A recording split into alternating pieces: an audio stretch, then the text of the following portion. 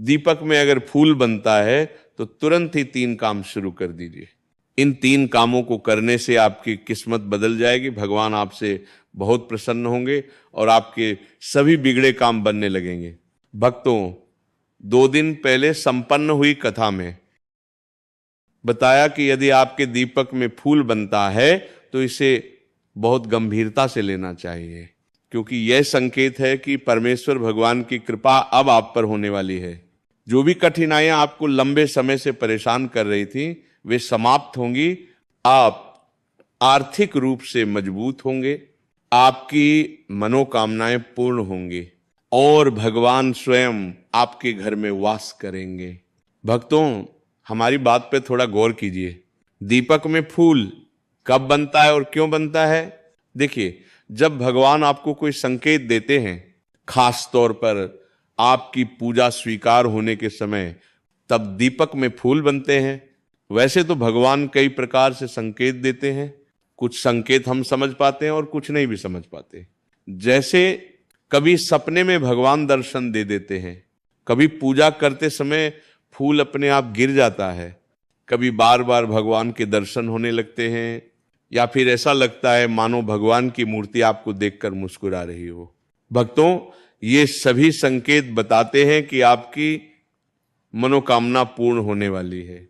लेकिन दीपक में फूल बनना एक विशेष संकेत है। यह संकेत सभी को नहीं मिलता, ये केवल उन्हें मिलता है जो भगवान के पक्के साधक होते हैं या जो भगवान के अत्यंत प्रिय होते हैं। ये फूल रोज नहीं बनता, कभी कभार ही बनता है। कई लोग सोचते हैं कि अगर ये भगवान का संकेत है तो रोज बनेगा, ऐसा नहीं है। यदि एक बार भी आपके दीपक में फूल बना है तो समझ लीजिए भगवान आपसे प्रसन्न है। खास तौर पर यह फूल साधना काल में, नवरात्रि में, पितृपक्ष में अधिक दिखाई देता है। ये फूल गोल बाती में भी बनता है और लंबी बाती में भी। कई लोग सोचते हैं कि लंबी बाती में फूल नहीं बनता, ये धारणा गलत है। अब एक और महत्वपूर्ण बात, ये फूल कभी गुलाब जैसा, कभी कमल जैसा, कभी नेत्रों जैसा, कभी चित्र, कभी सूर्य या चंद्र जैसी आकृति में दिखाई देता है। कभी कभी आपको खड्ग या तलवार जैसी आकृति भी दिख सकती है।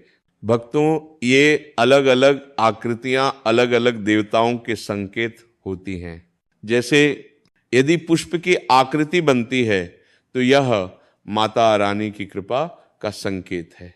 यदि खड्ग या तलवार दिखाई दे तो यह माता काली की उपासना का फल है।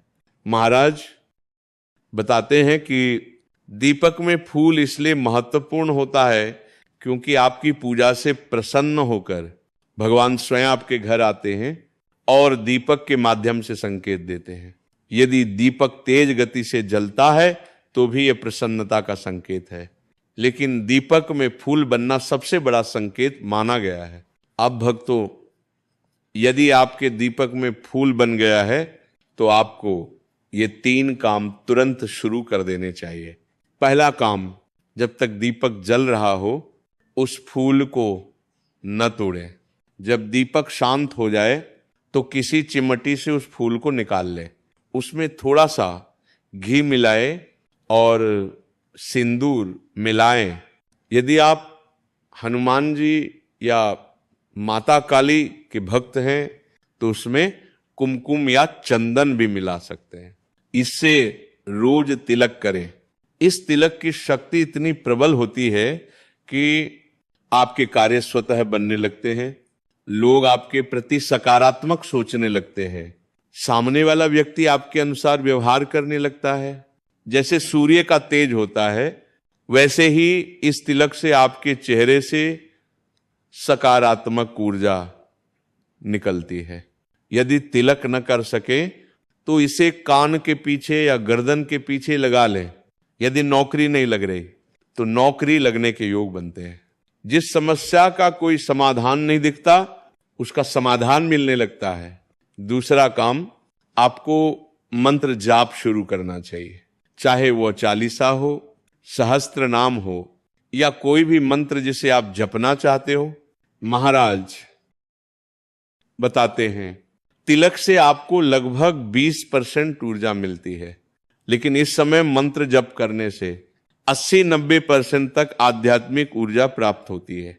मंत्र जप से जो फूल आपको पहले धुंधला दिखता था वह अब स्पष्ट अनुभव में बदलने लगता है।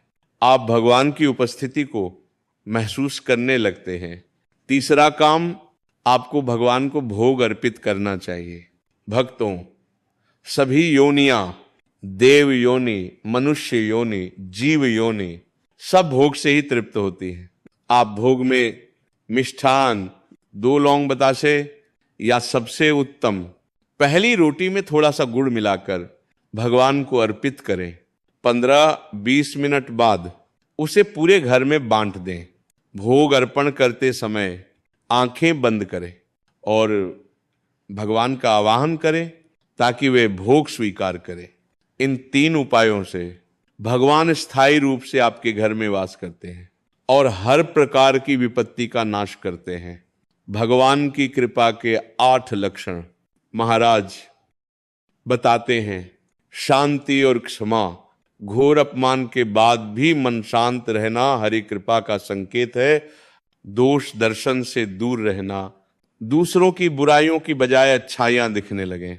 भीतरी और बाहरी पवित्रता, मन, वाणी और कर्म में शुद्धता, धर्म विरोधी कर्मों से दूरी, भक्ति में बाधक कार्यों से स्वतः विरक्ति, भजन का फल सबको अर्पित करना, अपने भजन का लाभ सबके लिए चाहना, भजन से भी कुछ न मांगना, निष्काम भक्ति की भावना, मान सम्मान से अशक्त रहना, विनम्रता और सरलता, करुणा पर ममता नहीं, सब पर दया पर मोह से मुक्त। भक्तों, यदि ये लक्षण आपके जीवन में प्रकट हो रहे हैं तो समझ लीजिए प्रभु की कृपा आप पर बनी हुई है। जय श्री राम। हरि कृपा सदा बनी।